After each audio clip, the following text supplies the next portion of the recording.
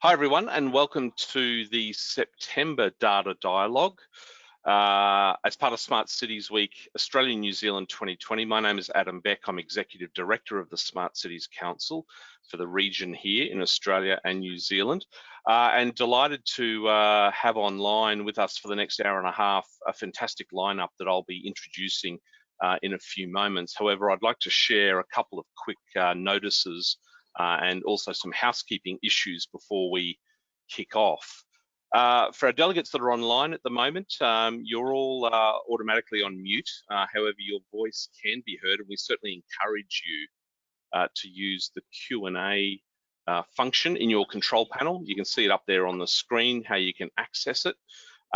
We will be taking questions throughout the entire time, so please don't necessarily wait for a particular moment. If there's an item of commentary or a question you'd like to ask any of our guests, please do so. Put that in there at any time. I will be monitoring that. And for those that would like to refer back to today's conversation, assuming that you'd want to, or indeed you have colleagues that potentially couldn't make it to this session, you can head to our YouTube library, which I'll show you right now. If you head to YouTube, Smart Cities Council Australia, New Zealand, about this time tomorrow, you'll get today's recording. However, also, this is the 6th Data Dialogue for 2020 as part of Smart Cities Week, and you will see previous recordings up there as well, along with a whole range of other sessions that have been recorded over the past 6 months. So I encourage you to head there when you've got a moment. Now, our Data Dialogue series is being hosted as part of our Centre for Data Leadership initiative, which we launched at the Smart Cities Council in January this year. This is our dedicated effort to raise awareness, capacity, and capability around the concept of data leadership. Our website has a whole range of resources around the concept of data leadership, and certainly encourage you to head to centrefordataleadership.com if you'd like to find out more. For those that have been tracking Smart Cities Week ANZ 2020, thank you so much. For those that are new, we've had a program of events spanning 8 months, and we still have a couple of months to go. So head to scwaustralia.com and check out what's coming up in September, October, and November. There is plenty on, including our feature plenary morning next Monday morning. A fantastic lineup. We'll be taking about 2.5 hours of your morning on Monday for an intense panel around the idea of measuring our impact when it comes to all things smart cities. We've also got an opening ministerial address by Victor Dominello, who is, of course, Minister for Customer Service in the New South Wales government, and we'll be having a closing mayoral address from Teresa Harding, the Mayor of Ipswich up here in Southeast Queensland. And also, while we're on the topic of data, there is no better platform for data than the digital twin. We have an entire week of knowledge sharing, celebration, announcements, and other things running 19th to the 23rd of next month, October. You can head to digitaltwinweek.com to find out more. So with that, let's introduce our panel of guests. Jessica, John, Michelle, Claire, Jeff, Merrick, their names, their titles, their organisations are all up there. We have local government, we have private sector, we have data nerds, data enthusiasts, we have cities and communities practitioners. All of you, I think, have played in policy as well at times. So thank you so much for joining us. And what we're going to do today, we haven't done this in our dialogues, data dialogues previously, but we're actually going to kick off with some immediate interaction with all of you. And so what we're going to do is we're going to ask you to jump into our voting platform called Mentimeter. So if you head to menti.com, or indeed you just open up your phone or device camera and scan that barcode that you see up on the screen right now, it's going to send you to a platform where we've got 3 questions we would like to ask you to sort of kick things off. So I'm just going to sort of strategically delay for a moment as you all sort of jump in and use that code, or indeed click on the barcode. And I'm just going to change my screen slowly for a moment to give those that haven't used their camera, their phone camera or device camera, to click that QR code. But what we're going to do is head on over now. I'm going to share a new screen, and we're going to head on over into the survey platform, which I've got up on our other screen over here. You should all be seeing that now. So there we go. It is live and it is all happening. What I would like to do is I'd like us to go one question at a time, even though we have 3 questions queued up in the system, because after each of these questions, we're going to get our panel to give some thoughts and reactions and commentary. So for those that are still looking to get into that voting platform, menti.com, and when you get in there, you can plug in that code. This is a ranking question. From 1 to 4, what's your priority? How would you rank these? The question, reflecting on 2020 and everything that we've had to encounter and experience and deal with, when we reflect on 2020, where do we think the real value in data sharing lies? What has been the value of data sharing, or where could it have been valuable in 2020? So for those that maybe have just joined us, we're jumping straight into some polling here. Head to menti.com. The code is up on your screen. The question is, reflecting on 2020, the real value in data sharing lies in, and maybe it's a reflection of what you think the role of data sharing should be. Maybe you did experience, that's fine.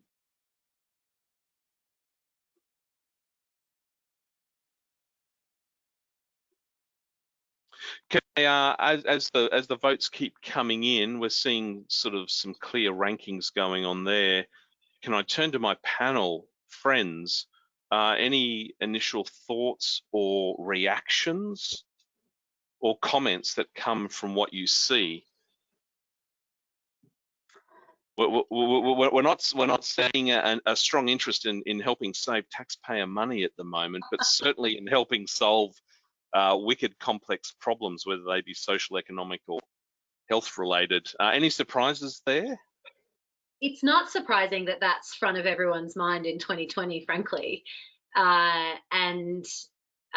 Certainly I was going to jump in and answer this myself to stack the polls, but I don't need to, because that clearly is one of the greatest benefits of data sharing, is that at the moment we're all trying to get knowledge on what's going on in Australian communities, and how do you possibly do that when there's such a rapid rate of change without sharing data? And so that clearly is front of mind for everyone at the moment.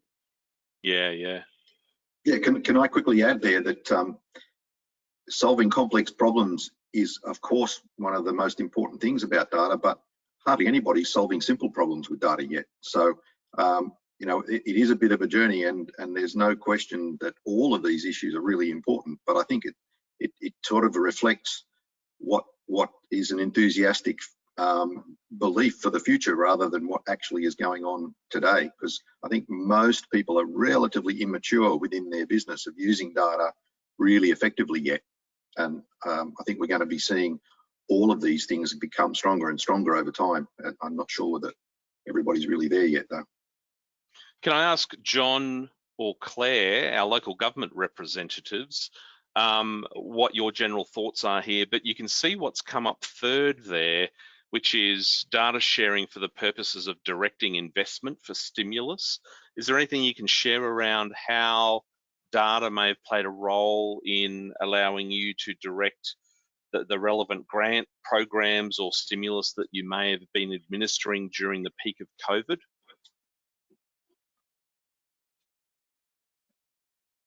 Or not? Yes, John.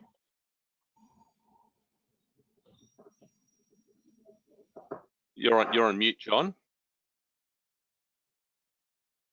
No. No, he's not. Claire.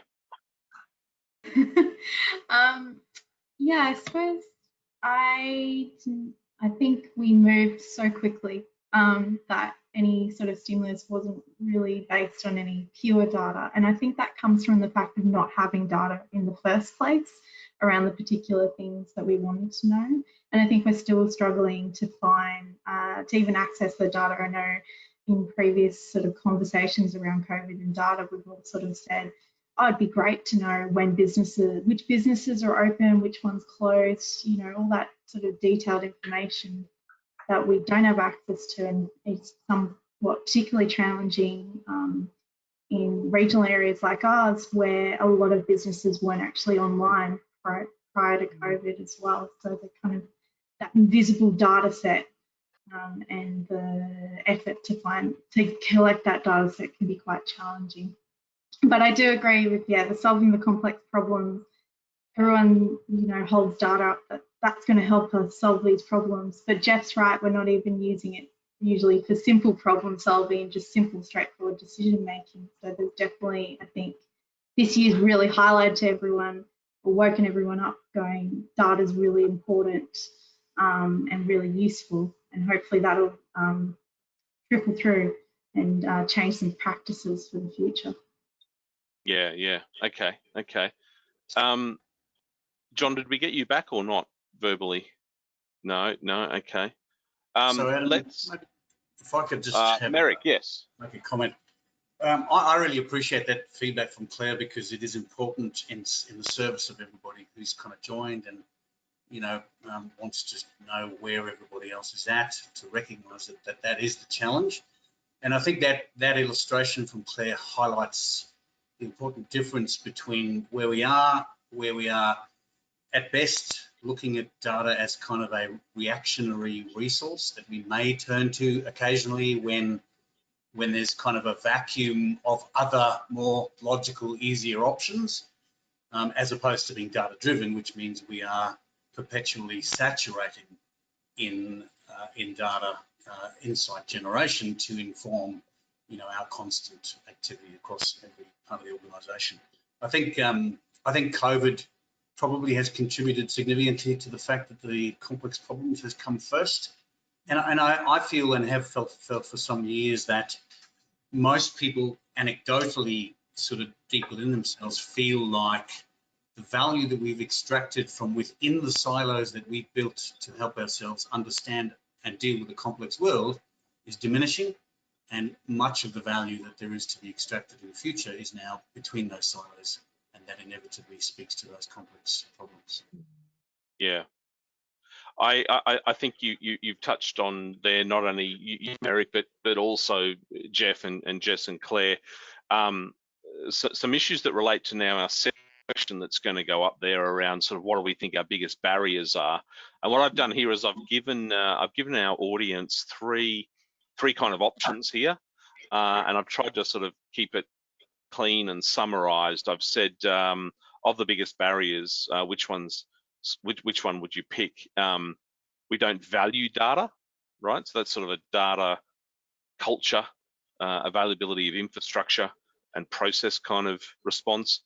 We don't know how to share data, so we don't have the literacy, data literacy, for example, or we don't have good data to share in the first place, so sort of data quality. So for our guests that have just joined us, we're running with an interactive series of survey questions to get sort of moving in today's data dialogue. If you head to menti.com and put in the code 3622605, I'm just going to I'm going to put that back up on the screen for a moment. Just for those that may have just joined, you can scan the barcode that's up on the screen when you open up your camera.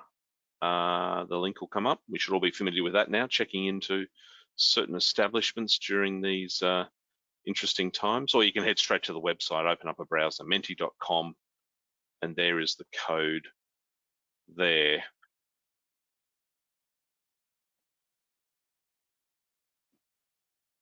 Okay, so let's switch back to how the responses are going, team. Biggest barrier to data sharing, we don't value it. We don't know how to share it. We don't have good data to share. Don't have good data to share. So my panel, any surprises, comments, thoughts and reactions that are starting to come to mind there, or that's not surprising? I'm really disappointed in that result. Yeah, we don't have good data to share. Come on. No, yeah, one of my really sick hobbies is collecting reasons why people don't share data. And I've actually lost count of all of the reasons. But one of the most common ones that I've seen is that people feel like their data has got enough errors in it that they're embarrassed to share it. Or and so I'm not sure that, I think the definition of good data is even tricky, because depending on your use, even terrible data can be very valuable and useful. Yeah, I mean, terrible in terms of its accuracy and quality, but it might still contain something incredibly valuable. So, you know, that's a really fertile area for debate, defining good data. I totally agree, Jeff. I think people don't actually understand the value of the data that they hold and whether or not it's fit for their purpose, but other purposes as well. And I think that comes down to people's data handling abilities and understanding how to actually position that data in an open environment. Andrew's put a question comment up here in the Q&A box straight away. So here's another interesting point. We actually don't know about the data. We don't know that it exists in the first place. And I imagine that we may experience that not only sort of between organisations, but within our own organisation. Okay, who else has any reactions on the panel to this question? Adam, I feel like you could actually drop down a level on each of those, because for each of those, there's almost a question that says, what do you mean when you say we don't value data? Like, are you talking about, you know, a financial or fiscal kind of valuation? Are you talking about that you don't value data by inference because you're doing nothing with it, which speaks to the utility of the data, you know, that kind of stuff. In terms of, you know, how we don't know how to share data. Well, is that a cultural thing? Is that a technical kind of, you know, mechanical kind of thing? Is that well, we don't know how to even ask questions or formulate questions that lead to opportunities to share data. So there's a whole lot of detail, even, you know, underneath each of those, that probably would, you know, be good to look at, I suppose. Merrick, can I add to that? I think a lot of organisations also collect data through a process, and they don't realise that there may be a secondary use for that data. And so it's not actually considered beyond the process that it was captured through. Yeah, Michelle, one person's riches is another person's rubbish, you know. Oh, exactly. Yeah. Sorry, Jeff, you go. No, I just wanted to amplify that point, actually, because if you asked, and I have asked, the Privacy Commissioner in New South Wales about multiple uses of data, and it's just not even acceptable from a data collection point of view. I mean, the traditional Privacy Commissioner's perspective on collecting data is you must ask permission from the person you're collecting it from, and you must tell them precisely what you're going to use it for. Now, in the world we're now living in, it's all of the unforeseen uses in the future that are going to be really of value, not necessarily the reason it was collected in the first place. And so, absolutely, you know, there's some privacy issues to wrap around some of that challenge too. Yeah, there's huge privacy issues, and I think actually planning and thinking ahead about what you're going to do with that data at the time of collection and whether or not you need consent is really important. Yeah, Michelle, just on that, Gail's put up here in the chat box, you know, about sharing, is it also about the consent with which you gained it and therefore how you can use it? It is indeed, Adam. Yeah. But the inference, the inference here though is that, is that we're collecting data that is opinions or facts about humans. But there's plenty of cities data that is actually not created by the humans. It's created by the services and the businesses and all those other things that isn't tied up in privacy concerns. And that's often where a lot of the gold and the richness is data around, you know, city utilities can provide. It's not sensitive because it's not about the you know, individual humans, but actually can provide great insight into volume of use of parks and all sorts of other things like that. And that's the shame when data stays siloed. And I think the middle one around not knowing how to share data is the biggest barrier to, not, you know, the point earlier about not making what is available visible, knowing what even exists, because it's often not in a format that's easy to share and explore by others. Jess, I was going to ask you the question. I mean, the work that you do, and correct me if I'm wrong, but my interpretation is that the work that you do substantially relies upon self-generated, publicly available data, right? So you kind of at times skirt around all of the issues around accessing it and privacy and things like that because of the nature of the type of data that you play with and then you generate insights on or about. Do you feel that publicly available you know, crowdsourced data is going to be, because of these other issues we've been discussing, is that going to be a more valued, respected, used data source in the future? I mean, as more and more platforms are being created, third-party platforms, and you know, more and more data is being voluntarily given up by the community, have you got some sort of a sense of the outlook on that? I mean, is this tap that never turns off just going to keep running? Yeah, I believe so. I think so Neighbourlytics, our whole platform is based around aggregating various different publicly available data sets that are not only anonymized, but are not about the humans in the city. They're about the performance of the city or neighbourhoods themselves. And we match them together and look at what that tells us about social life. And if you think about an example of that, Google Maps is a crowdsourced map. So Google didn't make the map. Google put the streets in, and then over time the community populates, the people using that neighborhood populate the map with the things in the neighborhood. And so you get obviously businesses putting themselves, but you also get local people putting the rotunda in the park and the netball courts and the beer garden at the pub, and all these other things get added to the map over time. And so that's an example, one of many, many examples of crowdsourced data. Lots of people also, if they're wanting to find a new running route or cycling route, they'll go on Strava and look at the other routes people have left behind.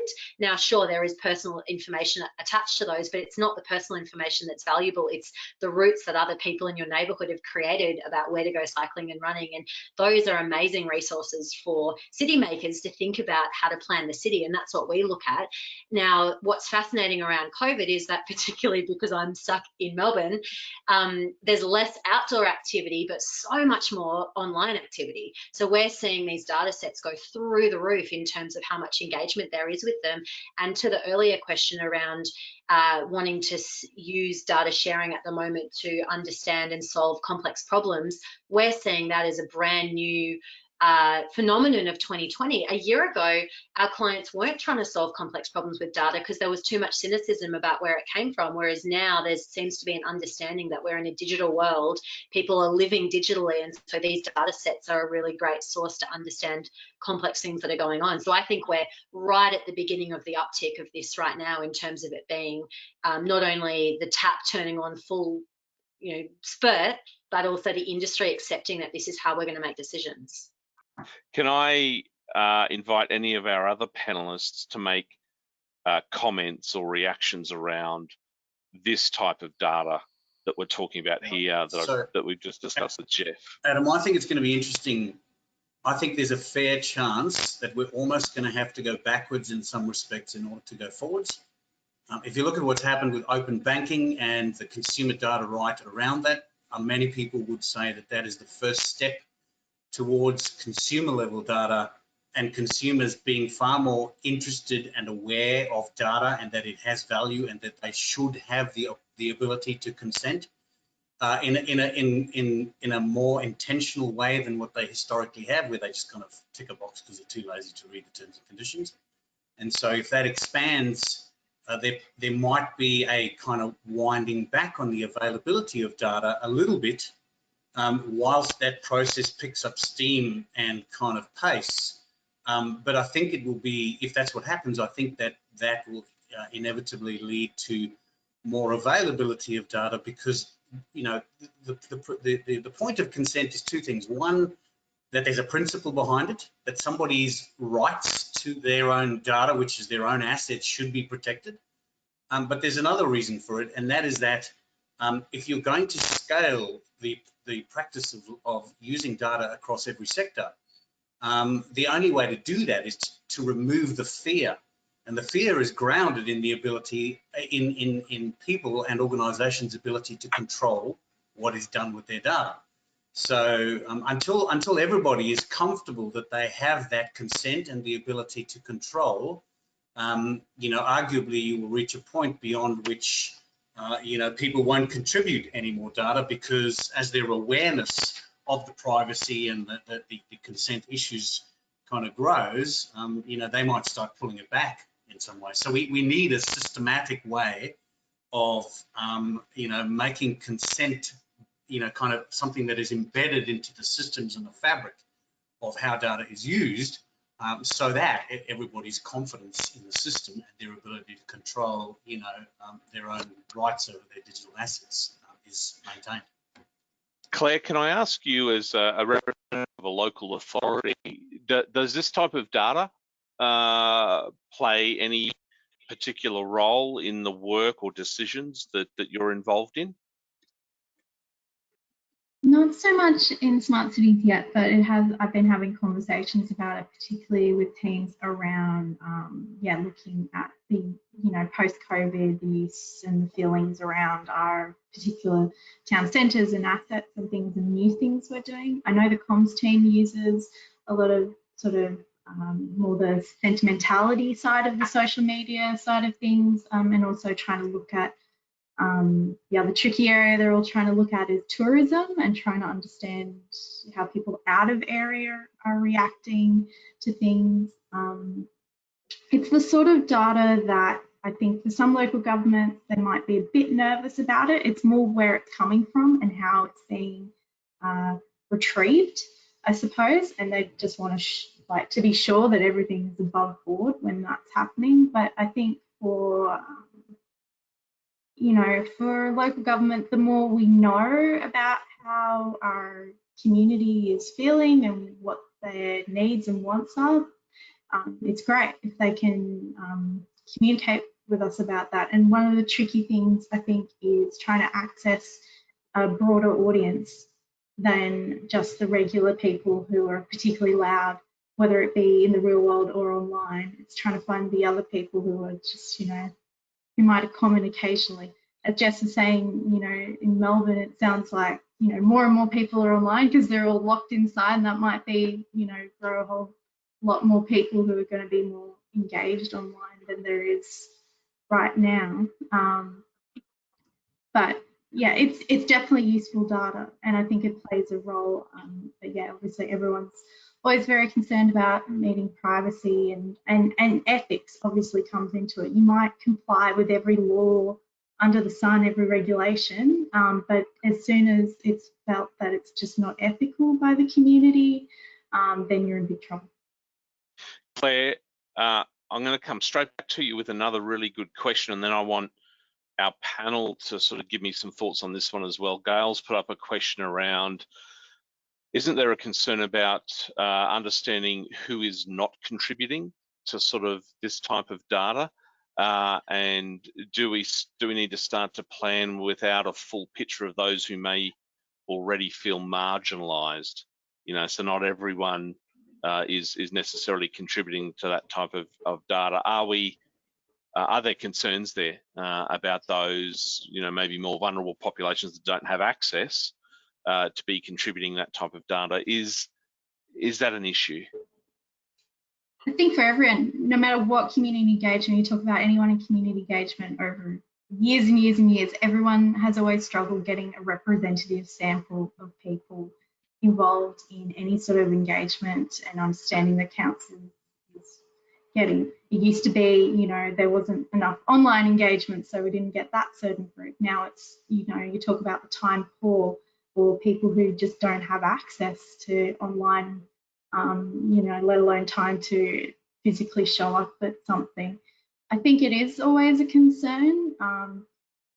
And it's a challenge with data sets, you know, can we infer possibly what those people are doing? Do we collect data that has no, for example, demographic information, and therefore we don't actually know who is in that data set?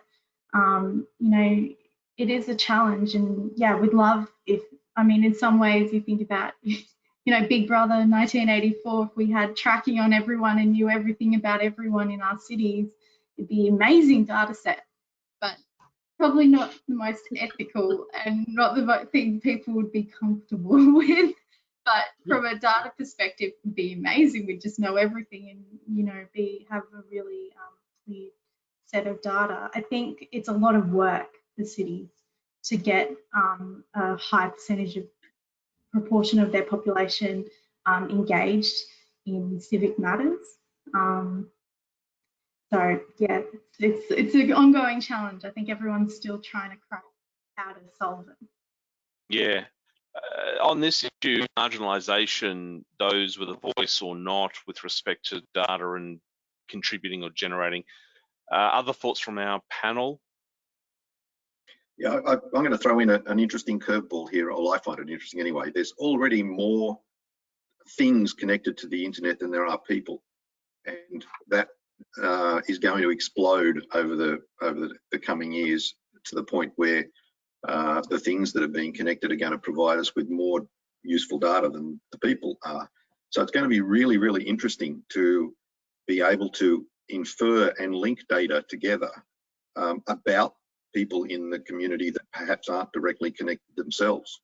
And in fact, even those who are connected, there'll be more information. So the most interesting thing about data going forward is how it's linked. And, you know, I've already seen examples where temperature data can be considered highly personal data. And a thermometer does not sound like personal information to almost anybody. I mean, I certainly checked with the Privacy Commissioner, and they have no interest in the privacy associated with the temperature data. But I can use that data to find out whether somebody's at home or not. And that's very, very personal, especially if I've already linked it to who lives there and their address and other personal information. So increasingly linking data from things into people is going to be able to provide incredible insights into society generally, as well as into individuals. And that's where it gets really tricky. Yeah. Okay, so team, let's and also our audience, let's move on to our sort of third and final question. This is a bit of an open-ended question now that I'd like our audience to respond to. On being resilient in 2020, where were our vulnerabilities? So remember, today's session, we're looking at not only data sharing, but we're looking at data sharing to build resilient cities and communities. I'd like to know now where we all felt our vulnerabilities were, not necessarily about data, but just where were our vulnerabilities as a community, as people, as businesses. This is sort of one of those sort of thought cloud responses. So we're going to give this one a little bit to allow our audience to respond. And for those that have joined us and haven't gotten into our polling platform just yet, so remember, you can head to menti.com. That's the website. Put that in a browser, and the code. Let me bring that up again. The code 3622605 on resilience in 2020. Where were our vulnerabilities? John, can I do a mic check while we're waiting for some questions to come through? Are you back with us on audio?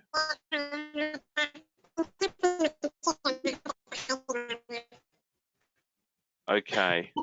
Did everyone hear that, or was that just me? Is it Charlie Chaplin or? The chipmunk? John, you came through sounding like a chipmunk then. I apologise.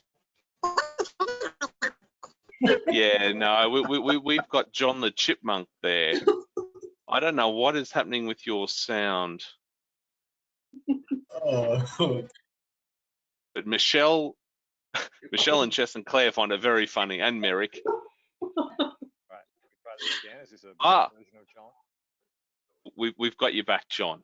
That's normal. John is back with us. I can go back to Chipmunk if that's going to improve, though. No. You're a little bit faint, John. So maybe speak loudly and clearly into that mic when we get around to it. So let's head now to these responses. On being resilient in 2020, where were our vulnerabilities? Our maturity in data security, our leadership, agility in technology adoption. So these are vulnerabilities, cross-border data sharing, trust, and who makes the decisions that I trust. These are great. Our vulnerabilities, lack of evidence-based decisions.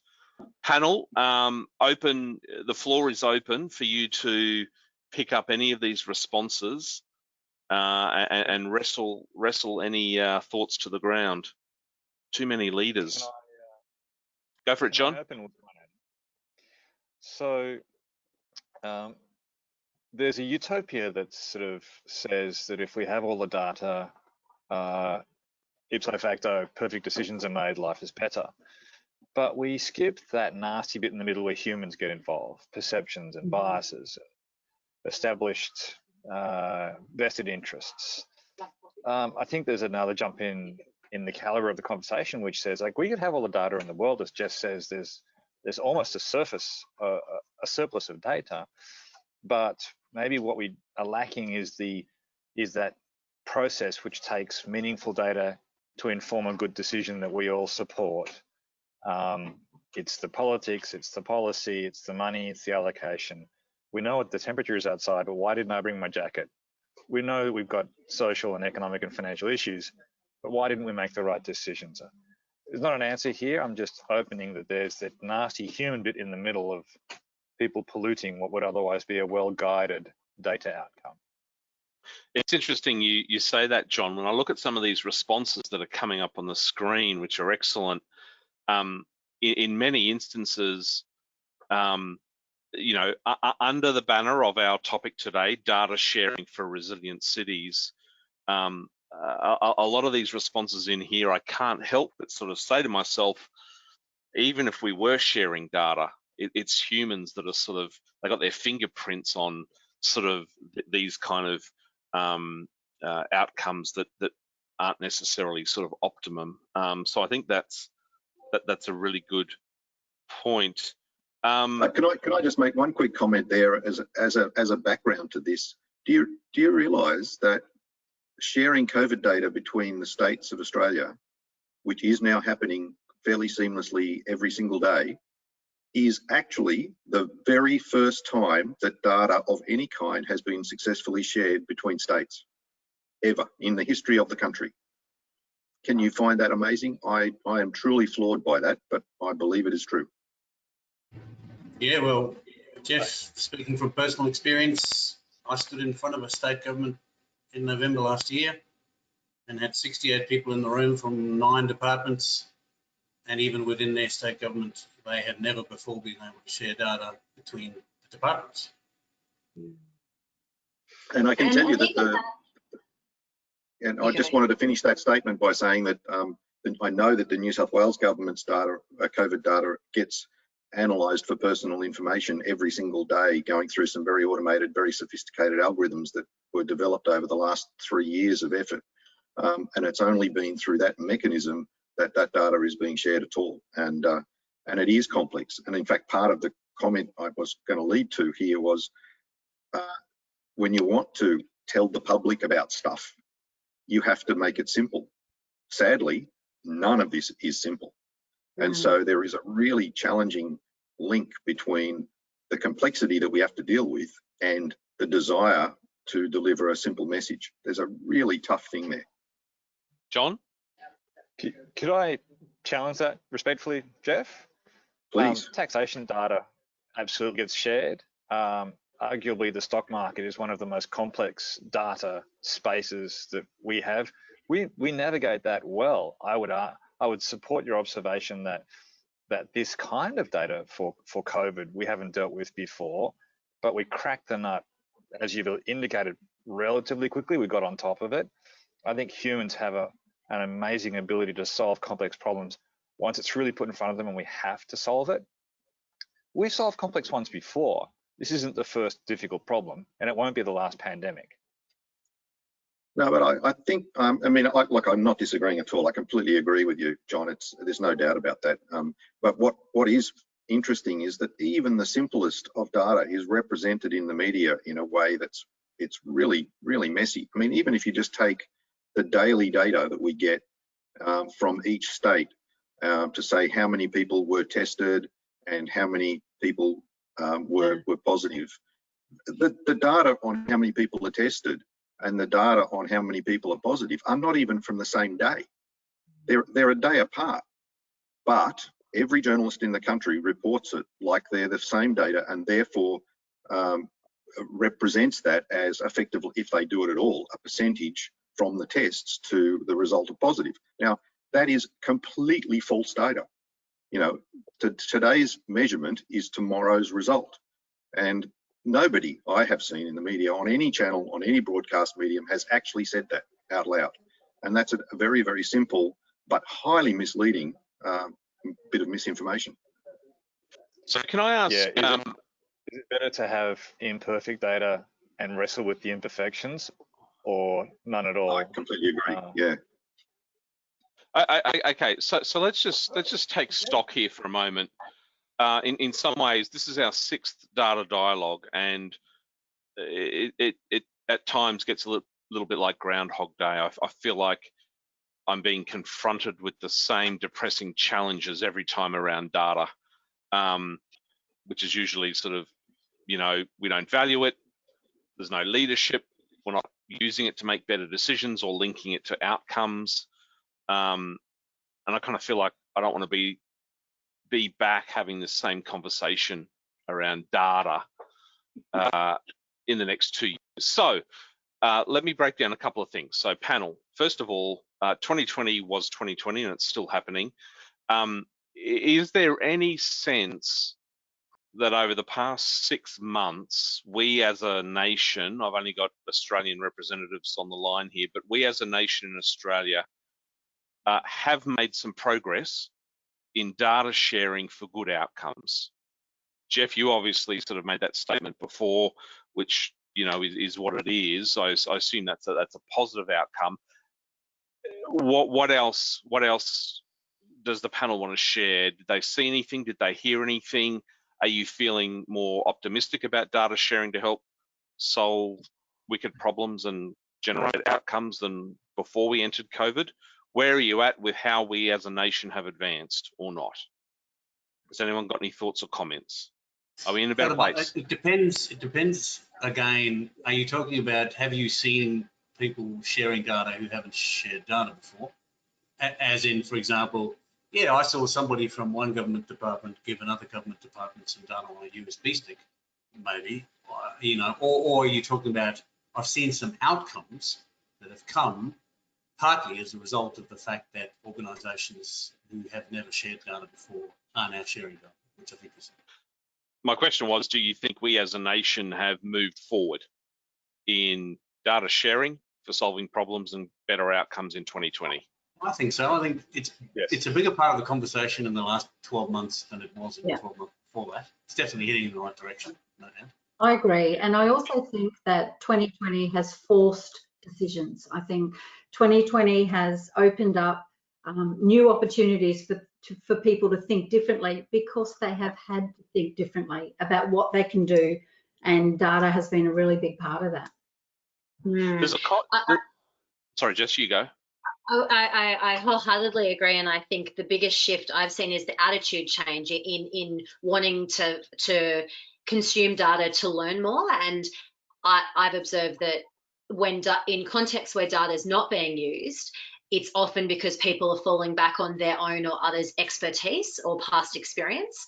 And because we're in uncharted territory at the moment in so many ways, there's a thirst to learn what's happened. There's no expertise to draw on because we haven't been here before. And so that creates an opportunity for people to want to learn how to use data and understand its biases and its strengths as well, rather than just expect one data set will have all the answers, which is never the case, no matter the data set. And I think, sorry, Adam, just on Jess's point, I think it's also exposed some additional depth of challenges around the nation's level of data literacy. Can we all understand? Can we read? Can we interpret? Can we debate with the data that's being presented?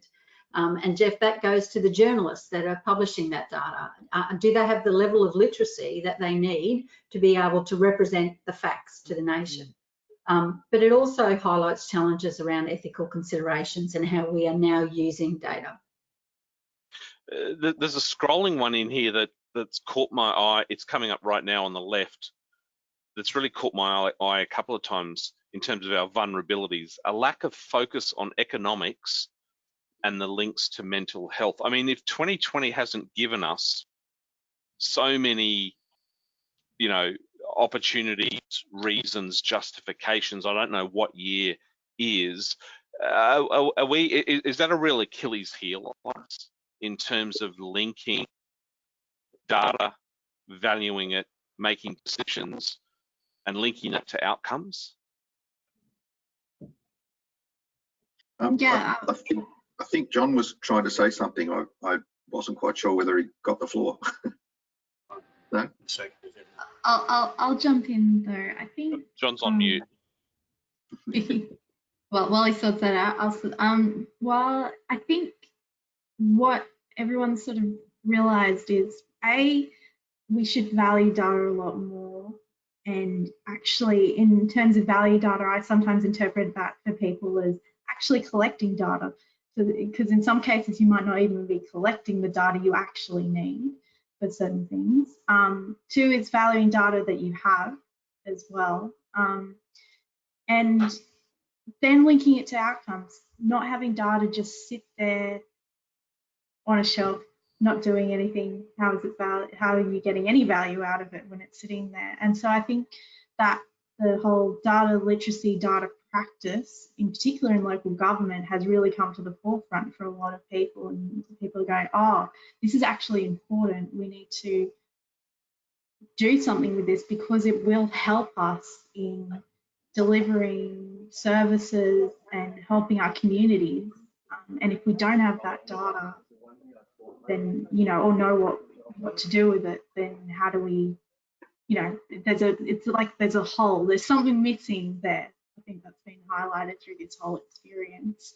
And it's not just data sharing within organisations, between the state and between federal government and between local government, all those different tiers of government getting access to the same data, even just within a state, just between state government and local government, that would be amazing to everyone know, we all know what we have and we can all share it.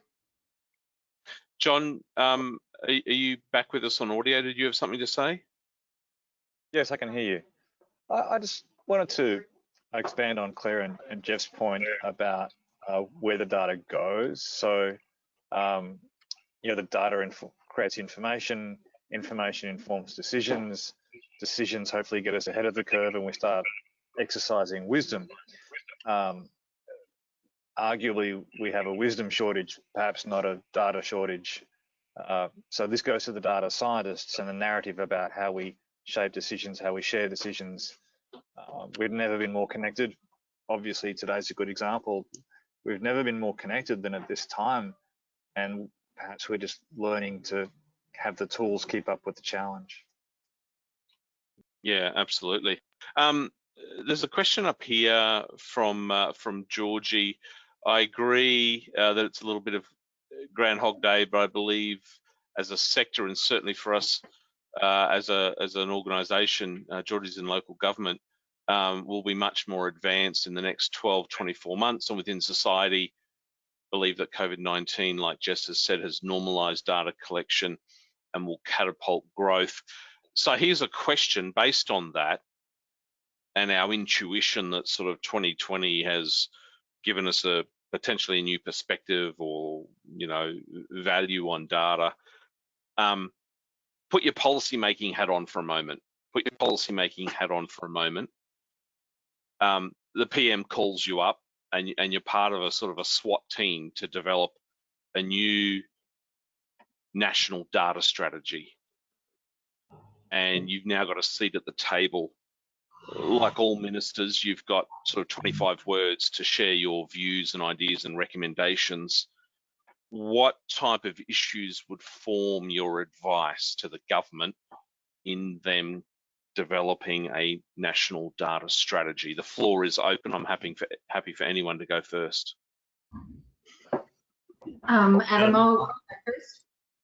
Yes, Michelle. I would start by establishing trust through transparency of what we're planning to do with data. How would we do that? That is like as a core principle and tenet of the strategy? Yes, absolutely. Okay. So people are more comfortable when they actually know what you're doing with the data that you hold, how you're using it to inform decisions, how they will be impacted by those decisions, how long that data is going to be stored, how will it be shared, how can it be linked with other data, can they be identified, all of these things. Building trust through transparency is key. Okay, Merrick, I think you were going to jump out of the blocks there early. Yeah, you want to follow up? My straight off the top of my head response to that was the question we just touched on 5 minutes ago, which is using data to more clearly understand the linkages between things like the economy and health. I think would be really critical because, you know, if it isn't already clear, you know, our ability to make decisions that reflect the true complexity that we see is, you know, just, you know, it's not very good. You know, we can make decisions and you've heard it time and time again where chief medical officers have said, well, you know, it's based on the health advice and it's based on the health advice. But, you know, and without politicizing, you know, you get one press release a couple of weeks ago where the chief medical officer answers a question, and the question is, you know, why was it medically okay to allow 400 people who most of Australia would perceive as being pretty wealthy and, you know, whatever else, without naming who they are, why would it be okay for them to cross the border and yet not okay for, you know, some person who's got a dying family member? And the answer wasn't because that's the health advice. The answer was because they've got money to inject into the economy, which is horrific at one level, but it speaks to the fact that we aren't able to quantitatively make decisions on the basis of complexity. We can make decisions on the basis of simplicity in many cases where the health data shows this, so therefore we're making this decision. But whether that accurately reflects the genuine complexity of the world and therefore the needs of citizens is quite another question. Okay. Who's next? You're not implying, Merrick, that you're not implying that that might have been a politically motivated decision rather than an ethically or sound judgment type. As I say, I don't want to comment other than to say that then, in principle, a chief medical officer shouldn't be making judgments on the basis of an economic. The classic risk management approach to that sort of question would be, I've got my medical officer at the table, I've got my economics leader at the table, and I've got my ethics officer at the table, right. and we're throwing it all together, and the leader makes a judgment based on all of those sound and balanced inputs. Unfortunately, we are not rational beings. So, Jeff, while you're chatting, what are you advising the PM in terms of our new data strategy for the nation? Yeah, I think this is a really great question because it's really timely. The Department of the Prime Minister and Cabinet has just this week launched a data availability and transparency bill for review. The fact is it's probably taken, I don't know, a year to put together, and they'll be open for review for a little while, and then they'll modify that review and go forward with probably a bill sometime next year. And part of this challenge is that process, which has a great lot of inclusion and a great lot of value, and in fact it's a great draft bill, has taken a long time to put together, and we don't have a long time for these things anymore. You know, it's actually 2 years, Jeff. Say again? 2 years, not 1. Yeah, I'm trying to be kind. But yeah, the challenge, what I would like to see is some of these things progressed with a bit more attention to focus on getting it done in a hurry, which I know is a terrible thing to say, because then you start to not be inclusive and you start rushing and not getting it right first time, and that's really tough as well. And I completely respect that problem. But that whole process probably will get more attention now, and if we do give it the right attention, we can get there a lot quicker. And with policy that talks about transparency, as Michelle said, is so fundamentally important, if that actually delivers the right kind of transparency out of that bill and it's passed through legislation, then we'll be doing things on a much more solid footing, and I think that's a good thing. But this is a complex area, and when you look at data and you look at security across all layers of government, probably the reason it takes so long to progress these things is that you will find people in every single department who claim to have responsibility for security and privacy and data, and it's so spread out across so many different agencies and in so many different areas of expertise that makes it extraordinarily tricky to get focus and attention and get things done in a hurry, which is what we really need. Okay, who's up next? You're at the table with the PM and others. You got 25 words or less. Go, John. I'll add one. Ethics. I think there's 3 key ingredients to an outcome here. Data absolutely is a raw ingredient. What questions are we asking, and by what ethics do we assess them? I'd love to say it's super simple, but PM, you need to tell us what questions we're trying to ask, what values and ethics are you applying to those questions, and what data are you feeding in to make that assessment. 3 ingredients, and all of them need attention. I think we can identify politicians that may be lacking on the ethics dimension at the moment in the world. That's something we need to talk about. How do we make decisions in this world? Is it demographic, deontological, for the better of it all, for the perfection of the weak? Ethics is a challenging space. Yeah, okay. Who's up next? We've got 3 left. Jess, Michelle, and Claire. Jess, yes? I've got sort of a different and perhaps more specific request of the data policy. I think we need to make sure that you're really clear on what you're trying to learn. Because the biggest mistake that I see made with data is the wrong kinds of sources are used to answer questions inappropriately. And, you know, for example, are you trying to learn about behaviour? In which case, get behavioural data, don't get survey opinion data. If you want to learn what people want and what their opinion is, surveys are great. If you want to know what they value, how they perceive things, perhaps you need a different source. So getting really clear, and perhaps this does touch on the transparency issue as well. What are we actually trying to solve? What do we want to use data for? So that then the right sources can be chosen. Okay, thanks, Jess. Michelle or Claire? Claire, yep. I'll jump in. So I agree on the transparency, and with transparency I also see that like auditing the nation's data kind of thing, where we know actually what everyone has, particularly if we've just started with government, all the different levels of government, what everyone has, and also setting out some principles around, you know, what are these different, like if there's consistent things that everyone's collecting data on, trying to get some consistency in what they're collecting it from or how they're collecting it, what's the format, so you can more easily share it.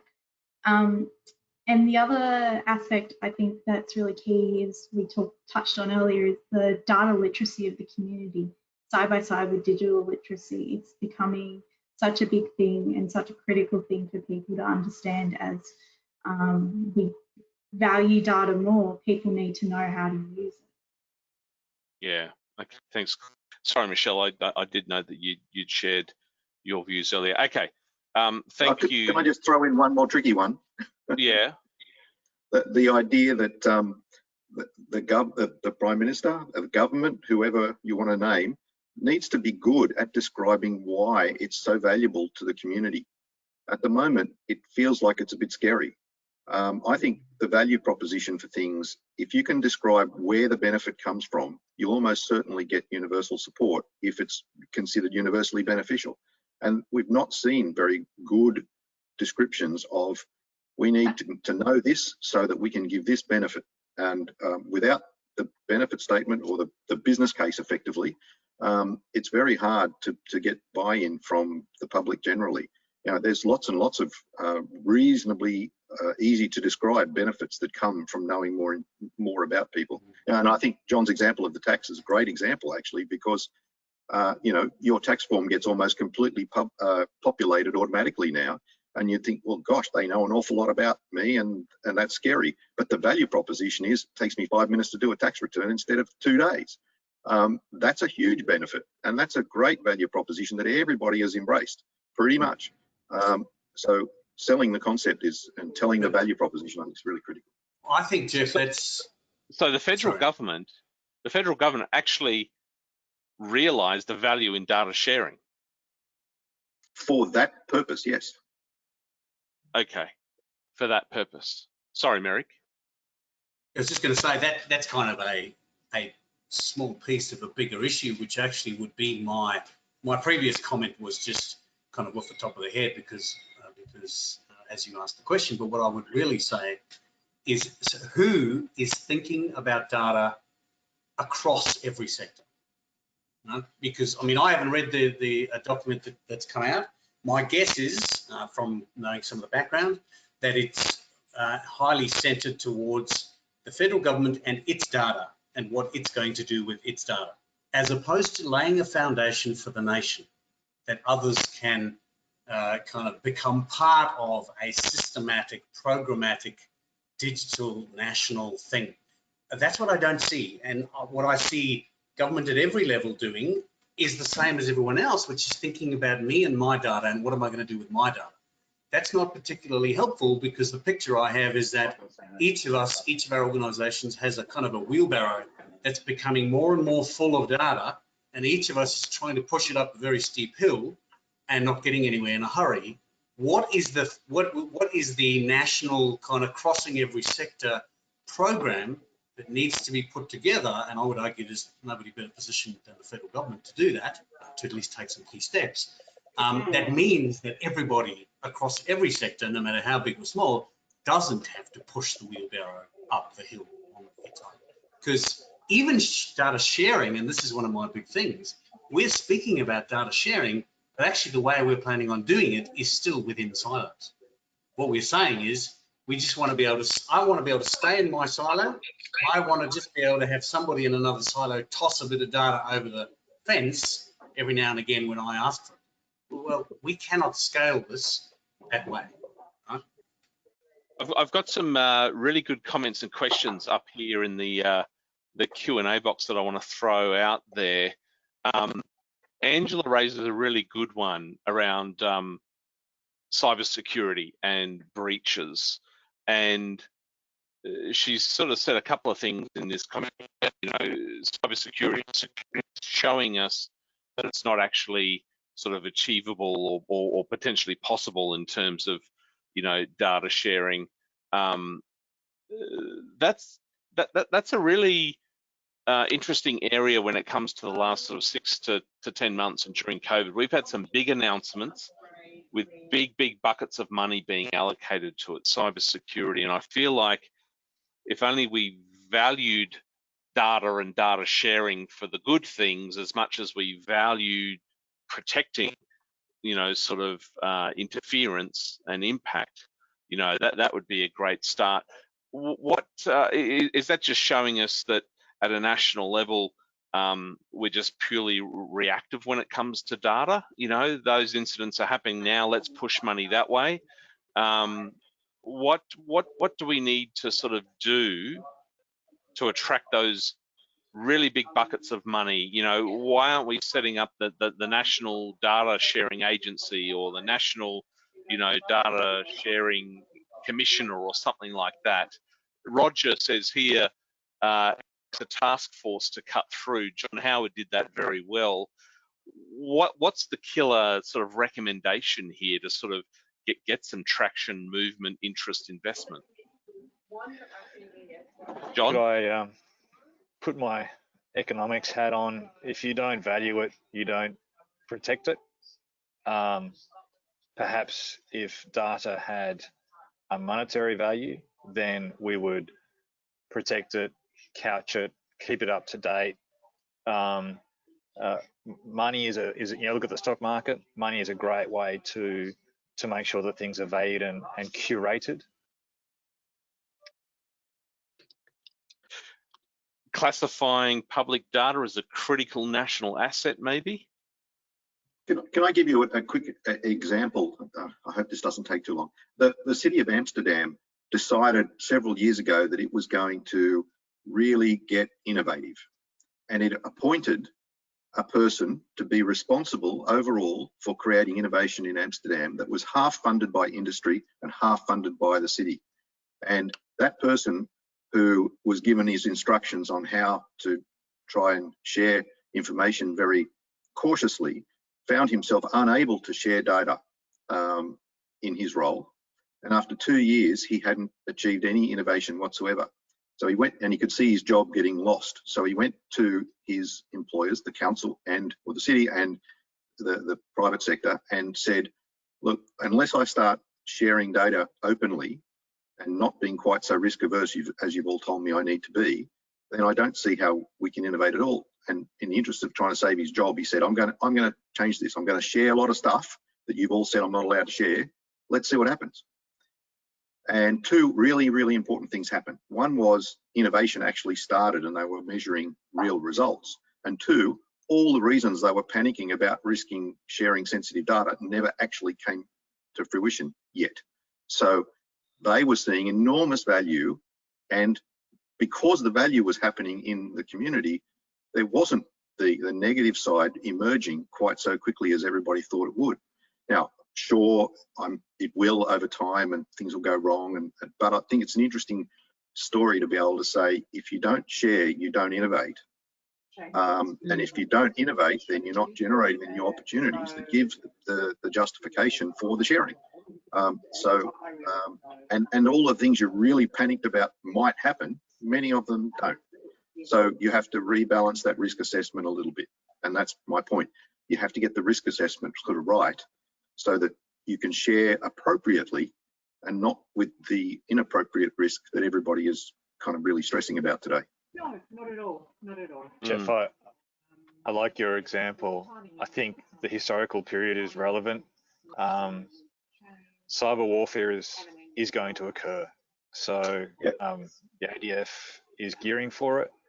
Our economic industries are preparing defences for it. Data will be one of the weapons. It's an easier, cleaner way to impact a nation than throwing bombs around. The quantum of damage that can be done by interdicting personal data and business data and economic data, we haven't realised before. We haven't seen the equivalent of COVID on a economic data cyber warfare scale, and that's a pretty substantial discussion that we'll need to address.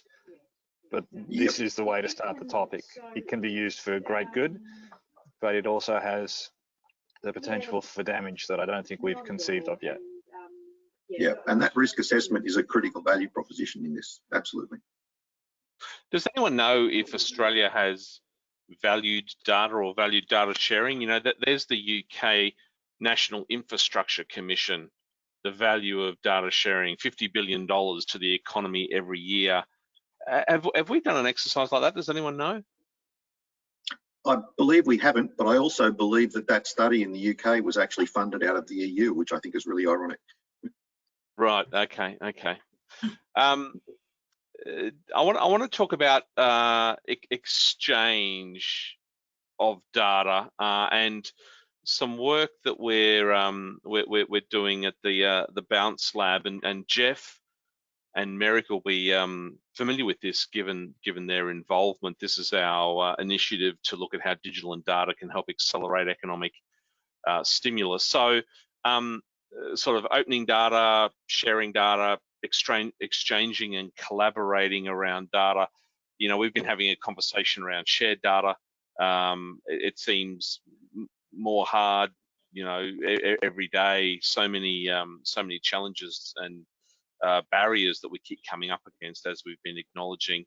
How do we ever move to that right-hand side of the screen there around really creating marketplaces, exchanging data because we value it for decision-making import, or you know, in a marketplace sense, you know, really solving wicked problems.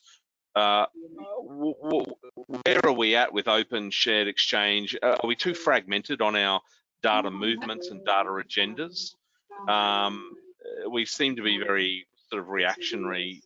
Jeff or Merrick, do you want to start with sort of your reaction to sort of this dialogue that we've been trying to have? Yeah, one quick comment. As we've been talking about this, and as all the work with Adam over the last 6 months has been developing this, I constantly harped on about the fact that you really only can get there by doing really simple things well and appreciating the return when you do. So in my opinion, the most important thing is to start.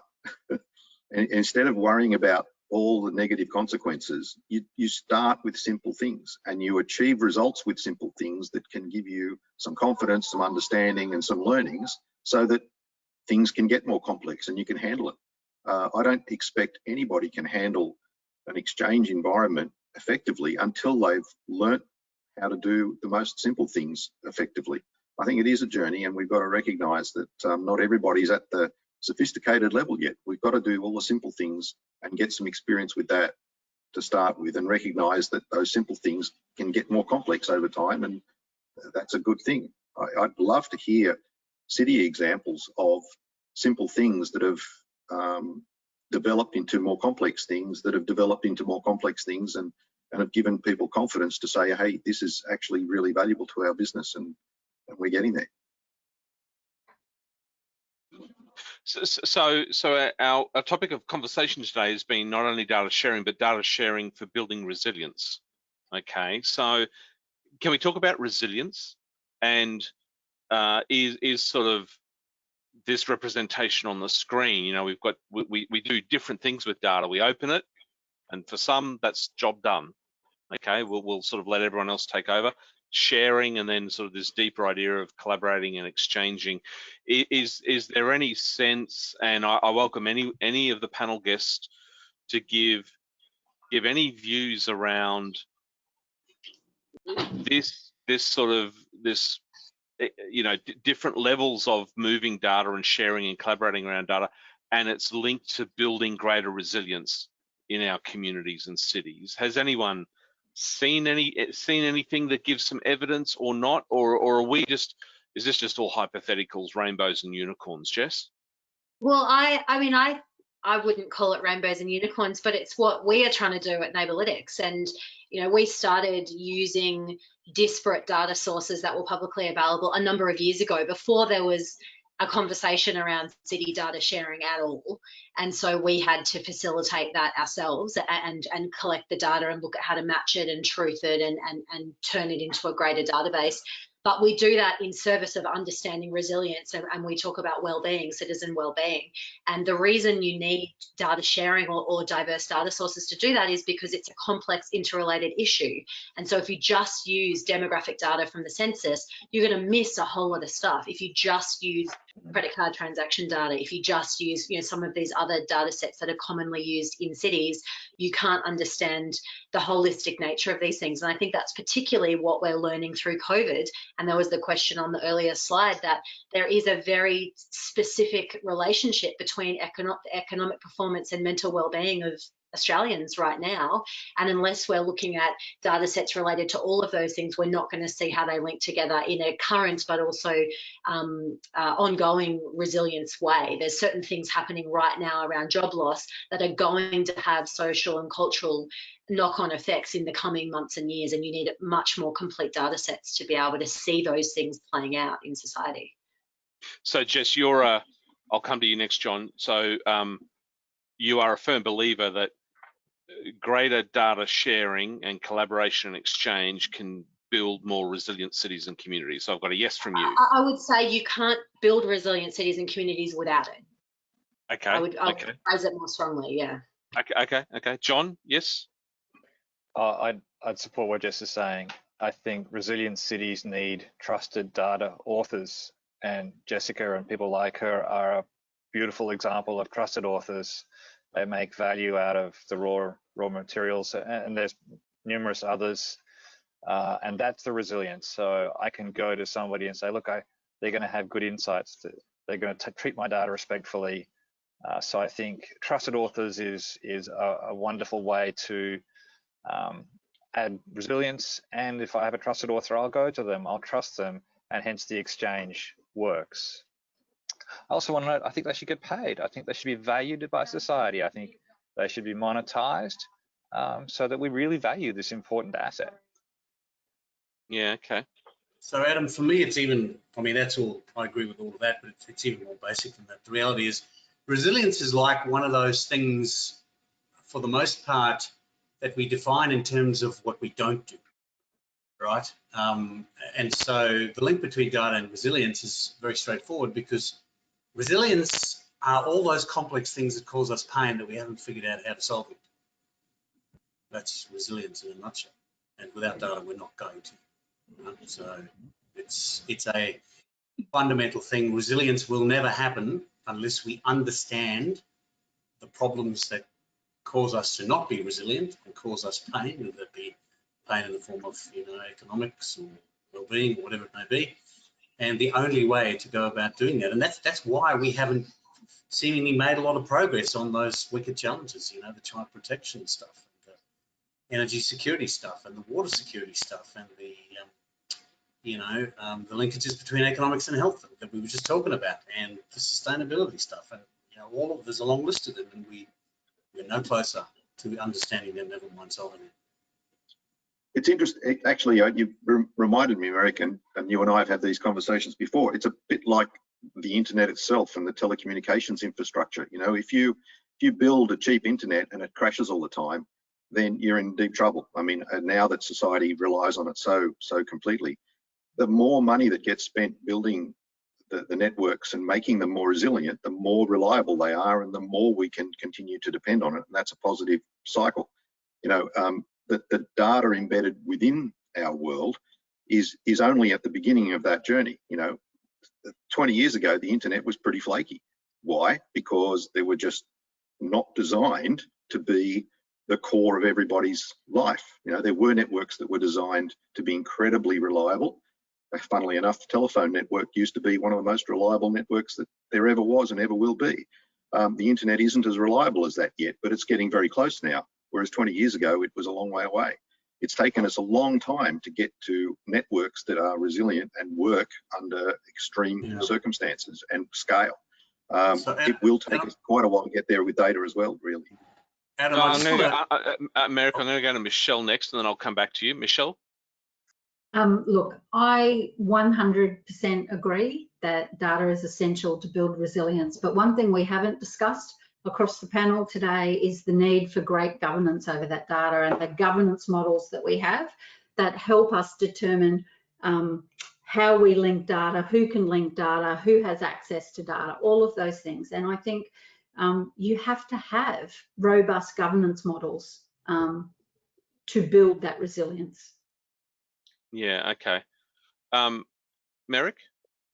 I just wanted to touch on, we've all been looking at this slide as we've been talking about stuff for the past few minutes, and there is a relationship, but more directly, I think it's worth saying that largely the point we are missing is that, and just using semantics to illustrate, you know, many people would say that exchange, well, surely that's the same as sharing. Isn't that the same? And it's not. And the reason is because what should be meant by exchange is that we're not just exchanging data, but we're actually we're exchanging time, skills, resources, investment. The real power, and we know this from history, but we seem to forget. We often forget things. For some reason, when we enter the digital data world, we kind of forget things that we know so intuitively in the physical world. The real power comes from people's ability to come together with different perspectives, complementary resources and skills, some data, and collectively work on solving a problem. We don't generally solve a lot of problems by us staying in our silos and just tossing a little bit of data over the fence. And so there's a really important principle in that. It makes it harder. In other words, you know, going from open to shared is going to be a lot easier than going from shared to, you know, collaborative. But until we get to the collaborative side, we're not really understanding the full value of, you know, what this looks like, I guess. Yeah. Okay. I don't want to lose sight of the comment that Michelle made either, that governance is absolutely fundamental. And in fact, the work we've done with the Australian Computer Society over the last few years and recognising the importance of personal information factor and being able to calculate things and handling what is the 5 safes model. People should probably look up what that is, because it's starting to become the foundation of the federal government's position on data governance now too. That 5 safes model really helps to frame how governance should work around data, around who is authorised to work on various sensitive levels of data and all of the things that go along with that, and the use cases and all that. There's tons of really valuable documentation that exists on the 5 safes model, and I'd recommend that to anybody as a good backgrounder. Thanks, Jeff. Okay, last point now that I want to use for some final, a few minutes to wrap up here, a quick one. And Faye raises this point. She says, we're talking about data as if it is an object. What about tasking or asking what flows are revealed? And more importantly, what new potential positive value streams can be revealed, as opposed to talking about data as an object? Does that resonate with anyone? It's got me I thinking. get that. I often have people say to me, well, data doesn't have any value unless you do something with it. So let's talk about the doing something with it, and then as part of that kind of focus, you know, then deal with data. And I absolutely do agree with that. The problem, of course, is that we are so immature, such knuckle draggers, globally speaking, you know, with all due respect, that we kind of are almost forced to speak about the nuts and bolts, to highlight some key things, to empower ourselves to go beyond just looking at the data, which is this resource that isn't doing anything. So. Yeah, okay. Anyone else got any reflections or comments around that idea of how we're looking at it? We're looking at it as an object as opposed to flows? Yeah, I think flow might not be the most commonly used word. Sorry, John, you go first. Oh, no, I like the concept of flow because it has a continuous value that has a steady stream, and in that way it is different from an individual transaction in the stock market. It has a persistent, live, ongoing entity. It's a very productive way to see it. Flowing data needs curation. Curation leads to value add. Value add leads to insight, and I think that's the role of the data author in the context of governance as well, as Michelle points out. Yeah, I think there's a really good way of seeing that too through supply chain logistics, because the way information can be valued and corrupted and mishandled through supply chain is a really interesting way of illustrating all of those issues, but also data linkage and the amount of work going on in the scientific community now around linking data is enormous and incredibly complicated. So with 2 minutes to go, not a good subject to start. No, that's right. And 2 minutes to go is our sort of signal to wrap up here. So So what have I heard? I've heard a lot of recurring themes, as I have over the last 6 months. You know, people play a big part in this, in either, you know, really accelerating great outcomes or really getting in the way. We've heard today some interesting points around reflections of particularly COVID-19 and 2020, and where we think data sharing and the value of it did lie or could lie. And as practitioners and policymakers, as a panel, and I think also from our audience, from some of the questions, there's obviously still a level of frustration there around our level of maturity. We had that little conversation about a national data strategy, and there's certainly, I think, some low-hanging fruit or early opportunities there that could potentially be grasped, you know, and maybe that's the role of sort of all of us as advocates back to our policymakers and decision makers, that we do need some concerted effort between now and probably the next, you know, 12, 24 months to learn from what 2020 and obviously 2021 is sort of giving us and showing us, and hopefully investing in a sort of a good set of, you know, data foundations and policies and strategies for us going forward. So Jess, Jeff, Merrick, Michelle, Claire, John, I want to thank you on behalf of our audience for joining us today, sharing your thoughts. Thank you very much for sitting in on the panel, and also to our audience, thank you for dialing in. Thank you for participating, of course, in our little survey. That was a great sort of set of thought starters there. We appreciate that. And just a reminder that this recording will be up on our YouTube channel in about the next 24 hours. With that, that's it from us, from the Smart Cities Council. Thanks so much for joining us today, and looking forward to seeing you online again soon as part of Smart Cities Week, Australia, New Zealand 2020. Thanks so much, everyone, for joining us today. Thanks for having